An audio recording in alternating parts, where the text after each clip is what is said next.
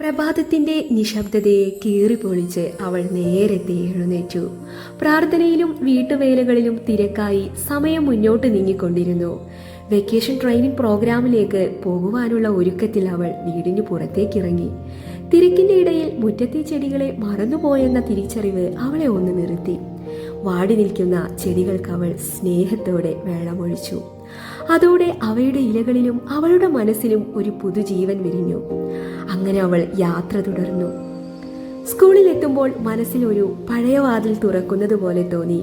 ഒരിക്കൽ തൻ്റെ ബാല്യവും കൗമാരവും നിറഞ്ഞു നിന്ന വിദ്യാലയം. അതുകൊണ്ടുതന്നെ ഓർമ്മകൾ അവളെ മൃദുവായി പഴയ കാലത്തിലേക്ക് കൂട്ടിക്കൊണ്ടുപോയി. ഓരോ ഇടനാഴിയും ഓരോ മരച്ചുവടും അവൾക്കൊരു കഥ പറഞ്ഞുകൊടുത്തു. ആ നൊസ്റ്റാൾജിയയുടെ നിമിഷങ്ങൾ അവളുടെ മനസ്സിന് ചെറിയൊരു വിശ്രമമായി. ക്ലാസ്സിൽ കയറാനുള്ള സമയമായപ്പോൾ അവൾ ആത്മവിശ്വാസത്തോടെ അകത്തേക്ക് നടന്നു. പ്രവർത്തനങ്ങളിൽ ആവേശത്തോടെ പങ്കെടുത്തു. തൻ്റെ മുന്നിലെത്തുന്ന വിദ്യാർത്ഥികൾക്ക് എങ്ങനെ പുതുമയുള്ള പഠന അനുഭവങ്ങൾ നൽകണമെന്ന് അവൾ ആലോചിച്ചു. പുതിയ ആശയങ്ങളെയും വ്യത്യസ്ത വഴികളെയും തേടി അവളുടെ ചിന്തകൾ അകലങ്ങളിലേക്ക് സഞ്ചരിച്ചു.